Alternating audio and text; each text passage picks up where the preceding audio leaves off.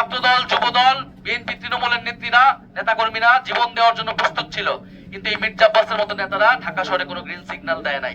শেখ হাসিনাকে এই বাংলাদেশ থেকে হটাইতে পারছি, আর এই মির্জা আব্বাস, তাদের বিরুদ্ধে আমরা কথা বলতে পারবো না। সব ভয়ভীতি দেখে আমাদেরকে আটকাবে, এটা যদি তিনি ভেবে থাকেন, এটা তিনি অত্যন্ত ভুল করছেন এবং উনি বোঝেন নাই তিনি আজকে কি অপরাধটা করে ফেলছেন।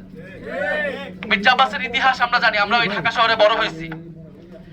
জিয়াউর রহমান মির্জা আব্বাসকে ডেকে একটা হুন্ডা এবং 30 টাকা দিয়ে বলছিলেন আমার সাথে রাজনীতি করো এবং ইলেকশনে কাজ করো। ওইখান থেকে তার রাজনীতির যাত্রা বিএনপির সাথে।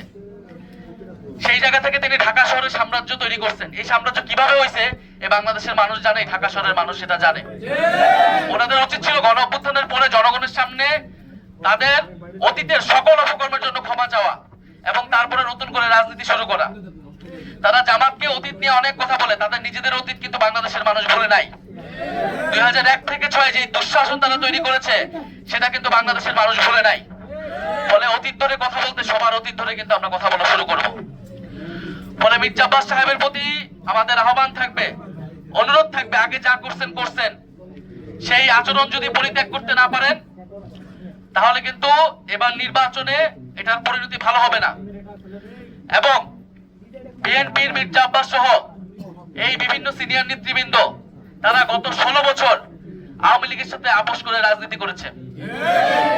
আপনারা দেখবেন তাদের বেশিরভাগের ব্যবসা বাণিজ্য সবকিছু আওয়ামী লীগের লোকদের সাথে সংশ্লিষ্ট এবং তারা নিজেদের ব্যবসা বাণিজ্য, অর্থ সম্পত্তি টিকানের লোভে, টিকানের কারণে, নিজেদের স্বার্থের কারণে তারা হোল হার্টেডলি কখনো রাজপথে নামে নাই, মাঠে নামে নাই। ছাত্রদল, যুবদল, বিএনপি, তৃণমূলের নেত্রীরা, নেতাকর্মীরা জীবন দেওয়ার জন্য প্রস্তুত ছিল, কিন্তু এই মির্জা আব্বাসের মতো নেতারা ঢাকা শহরে কোনো গ্রিন সিগন্যাল দেয় নাই। গণ অভ্যুত্থানের সময় তারা মির্জা আব্বাসদের জন্য অপেক্ষা করে নাই। ছাত্র শিবির, ছাত্রদল, গণ অভ্যুত্থানের বৈষম্য বিরোধী সকল নেতাকর্মীরা জনগণের জন্য রাজপথে নেমে গিয়েছিল। ফলে মির্জা আব্বাসের যে ব্যাংক ব্যালেন্স, তাদের যে ব্যবসা, তাদের যে সাম্রাজ্য, সে আওয়ামী লীগের সময় পুরাটাই ইনটেক ছিল এবং এটা বেশিরভাগ বিএনপি নেতাকর্মীদের আপনি দেখবেন, খুঁজলে একই জিনিস পাবেন।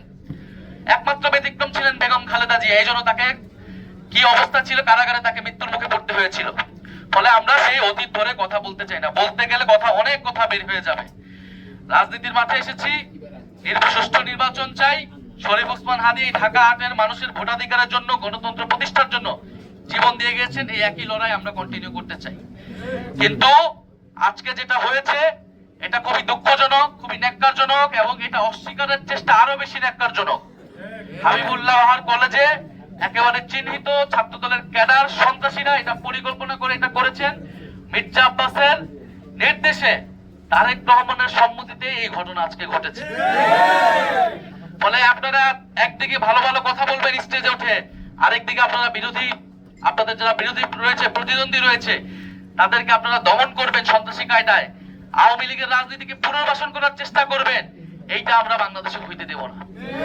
ফলে আজকে আমরা হুঁশিয়ারি দিচ্ছি নির্বাচন কমিশনের প্রতি। আমরা দেখতে চাই এটার ব্যবস্থা তারা কি নেয়, কলেজ প্রশাসন এটার কি ব্যবস্থা নেয় এবং বিএনপি দলীয় ভাবে এটার কি ব্যবস্থা নেয়।